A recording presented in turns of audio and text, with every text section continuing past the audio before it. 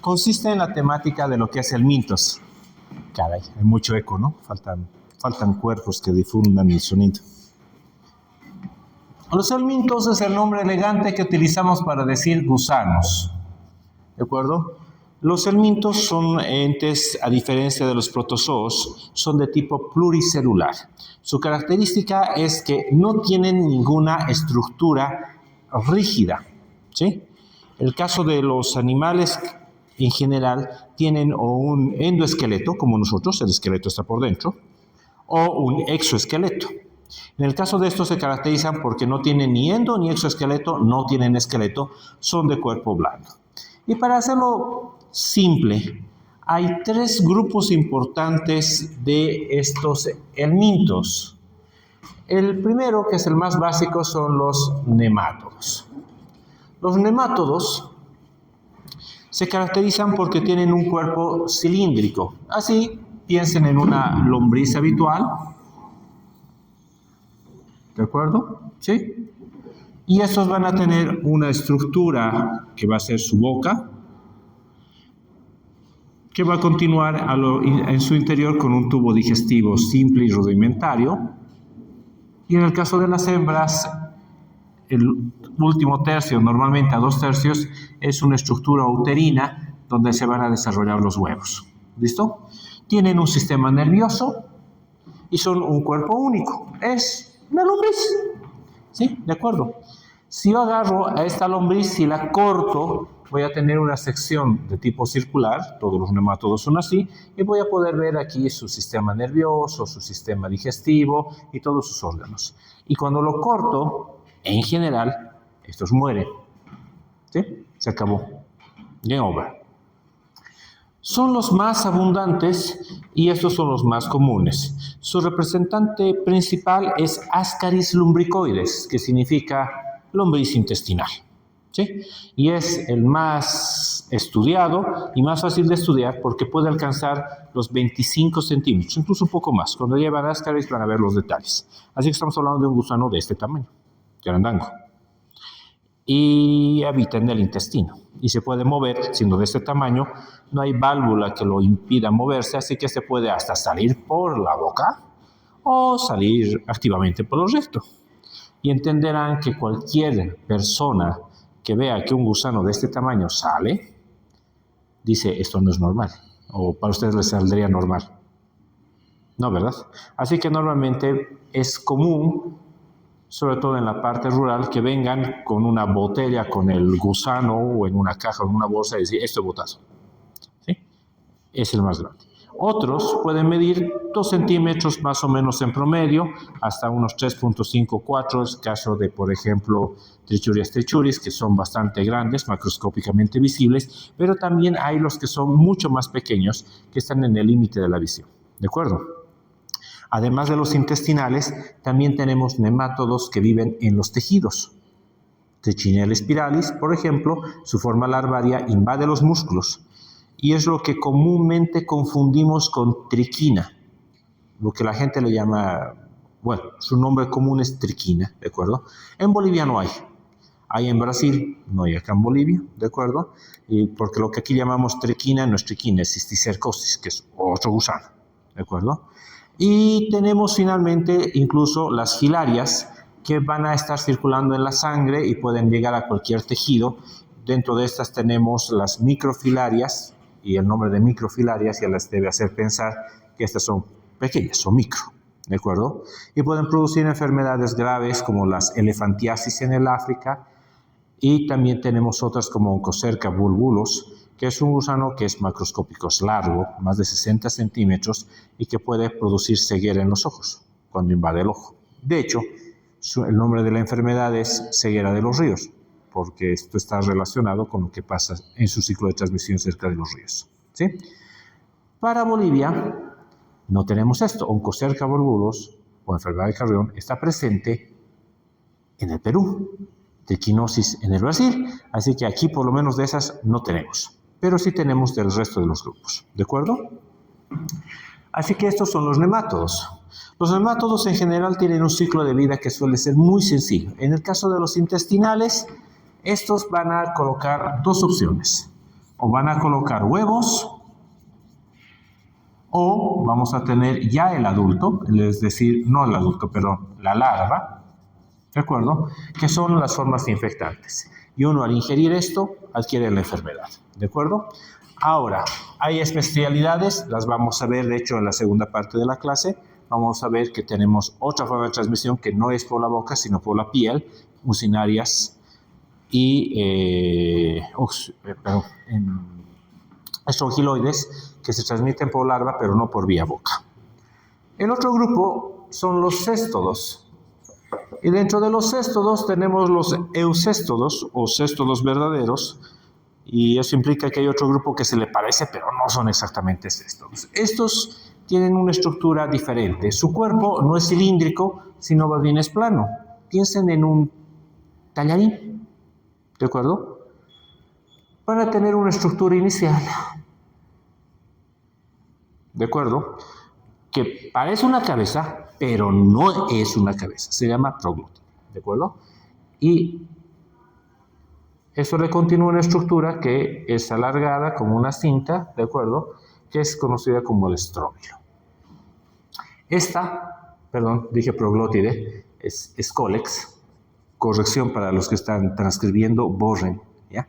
Esta parte se llama escólex. Esto no es una cabeza, ¿ya? Porque a diferencia de este que tiene cabeza, tiene órganos sensoriales, tiene boca, esto aquí no tiene boca, no tiene nada. Es un órgano de sugestión. En algunos casos puede tener una corona con espinas que le van a servir para pegarse en el tejido y quedarse ahí unida, o puede tener ventosas, literalmente ventosas, ¿no? Para pegarse a la pared intestinal. Y en otros casos, los que son así medio desconfiados tienen ambos. Por si fallan los ganchos, hay ventosas, ¿de acuerdo? Y el resto del cuerpo, todo este otro sector, se conoce como estróbilo. Y el estróbilo está formado por segmentos, y cada segmento es un proglótide. Este corresponde en su modelo básico a lo que conocemos como tenia. La famosa tenia solitaria o tenia solium es el representante de este grupo. Pueden ser extremadamente largos, más de 8 metros. Algunos pueden medir hasta más de 10 metros de estos céstodos, ¿de acuerdo? Son muy largos, macroscópicamente fáciles. Así que si se asustan cuando botan en las heces un gusano de 25 centímetros, imagínense que sale una de estas cintas y empiezan a... ¿De acuerdo? ¿Sí? Rara vez, sin embargo, sale entera. Normalmente se parte. ¿Por qué? Porque les decía, esto no es una cabeza, no tiene órganos, solamente es un punto de sugestión. Y cada uno de estos segmentos es independiente. Se alimentan por absorción directa a través de su piel, ¿de acuerdo? Absorben directamente. Y básicamente en un principio es un sistema de alimentación con una estructura rudimentaria de lo que será un útero, y la mayor parte de estos son hermafroditas, es decir, que se divierten solos, no necesitan de nadie más. Y tienen el órgano masculino y el órgano femenino en el mismo sitio. Pero una vez que se autofecunda, todo esto va creciendo y en los últimos segmentos lo único que es esto es un útero ramificado. Así que lo que tienen aquí es un útero. Y siendo un útero se llena de huevos. De hecho, tenia solium, como un dato random para que tengan discusión cuando quieran aparentar con sus amigos, ¿ya? Es el ser vivo pluricelular, estoy hablando de pluricelulares, con mayor capacidad reproductiva del mundo. Cada segmentito, cada proglótide, tiene en su interior entre 2 a 2.4 millones de huevos. Así que si alguien dice, esto se reproducen como conejos, eso no es nada, son un par de 6 crías cada 3 meses. Esto es 2.4 millones y normalmente una proglótide madura en un día. O sea, cada día se elimina una proglótide ya madura. Así que imagínense tener 2.4 millones de hijitos cada día. De lejos, el ser vivo con mayor capacidad reproductiva. Entenderán que son hermafroditas porque si fueran macho y hembra y se divorcian, ¿quién pagaría esa pensión de manutención? No hay, ¿no ve? Ni a 10 centavos te alcanza por guagua. Así que está llena de esto.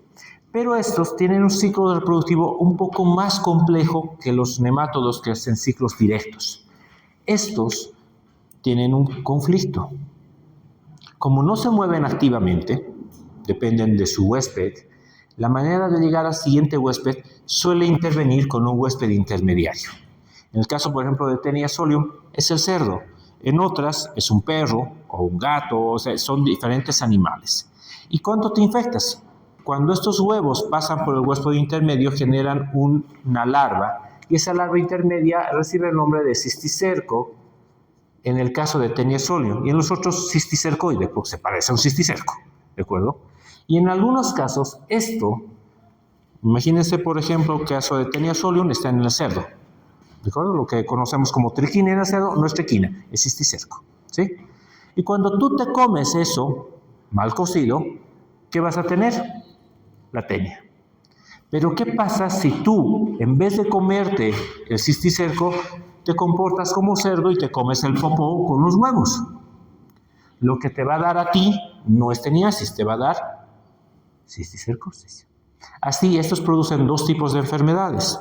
La producida por el adulto, que suele ser asintomáticas, con muy poco daño, porque es un gusano que su único punto de contacto con ustedes es estito, que es más o menos de este tamaño.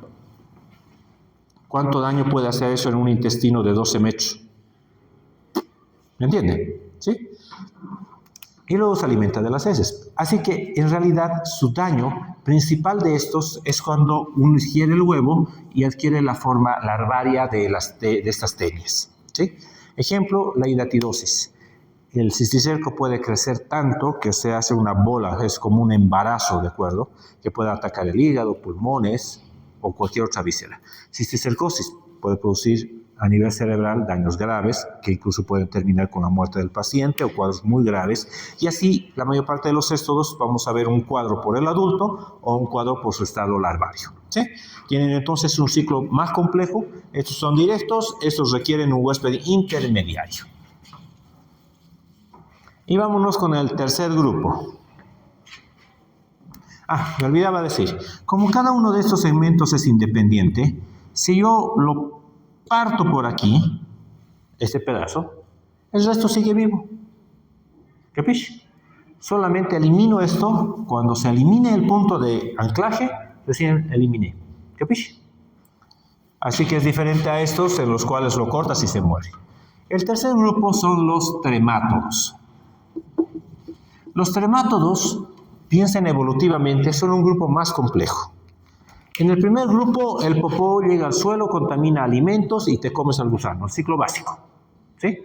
En el segundo grupo, las heces caen al suelo, se lo come otro animal y tú te comes ese animal. Un ciclo un poquito más complejo. Pero, ¿qué pasa si las heces caen al agua?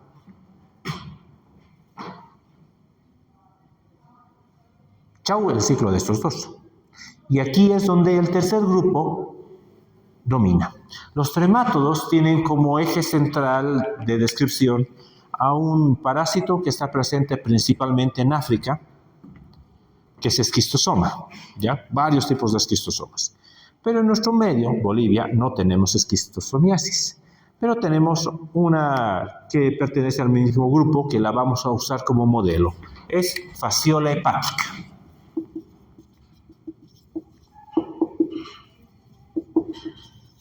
En este caso, las heces caen en el agua. Así que si tú eres un gusano que quieres llegar al intestino del siguiente humano, ¿cómo la haces? Pues el ciclo de estos es mucho más complejo. ¿Sí?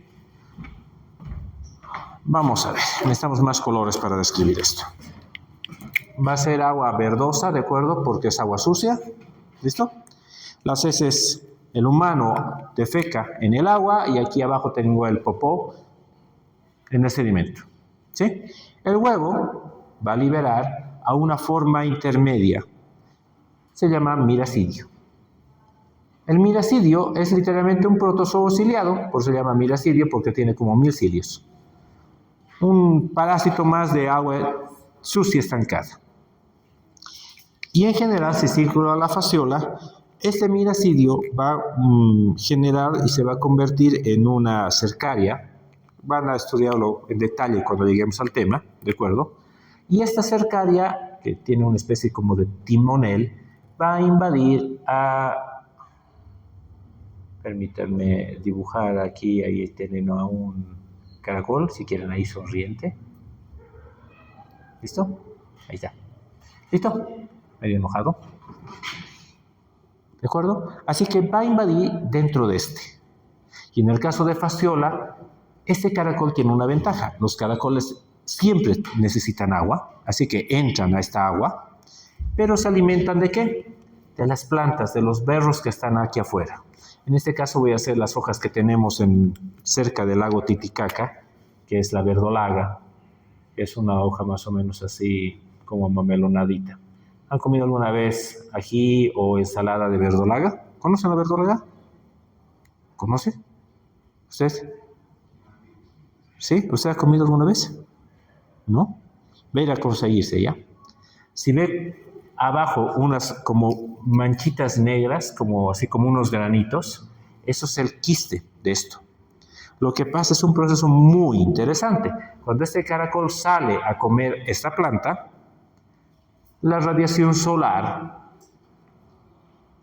es diferente bajo el agua que fuera del agua. Y en el altiplano, los que han estado en el altiplano, es brutal, ¿no? El sol no te calienta, te quema. Así que cuando ese sol radiante le llega al caracol, las redes que están dentro dicen, oh, es momento de salir, estoy fuera del agua. Salen y se enquistan en las hojas. Y el humano se come ensalada de esto. Y piensen en lo siguiente, piensen en la época de los incas. En el altiplano, ¿de dónde consigues verdura? Esta es la única. Luego tienes cactus. Y sí, se hace ají de cactus, se llama ají de achacana, muy popular en Uyuni, ¿de acuerdo? Y transportar verduras desde los valles cochabambinos hacia Cusco o a Tiahuanaco, mala idea, ¿no? Porque en llama son casi 3 semanas de viaje, así que tus verduras llegan podridas, así que se comían esto. Entonces, de esta manera, este condenado se aseguraba que aquellos que defecaban en el río sale e infecta. Un ciclo muy complejo. Requiere a un molusco o crustáceo, en el caso de los otros es un crustáceo, casi siempre como huésped intermediario. Un ciclo más complejo, pero todos relacionados con el agua. ¿Capisci? Ahora, ¿cómo son en general el modelo? Estos, ni son estos, son un poquito de ambos. ¿Sí? A diferencia de los nemátodos, y parecidos a los céstodos, su cuerpo es plano. ¿De acuerdo? Su cuerpo es plano. Plano. Pero al igual que los nemátodos, y a diferencia de los céstodos, este sí tiene un orificio bucal, tiene su orificio por donde ponen los huevos, tiene un sistema nervioso rudimentario y un sistema digestivo único. Así que piensen en lo siguiente. Agarren un nemátodo, agarren un uslero y aplanenlo. ¿Listo? Eso es un tremátodo. ¿Capisci? Un intermedio entre el uno y el otro. ¿Preguntas hasta aquí? Fácil, ¿no? Qué bueno porque hemos terminado la clase del día lunes. Qué rápido nos hemos igualado. ¿Alguno de ustedes vino el lunes? ¿Sí? Por eso me están mirando con odio y bronca. No tengo excusa por el lunes, así que me disculpo con todos ustedes. Pero ya está igualado el tema. Esto era. Ahora sí vamos a hacer una breve pausa y después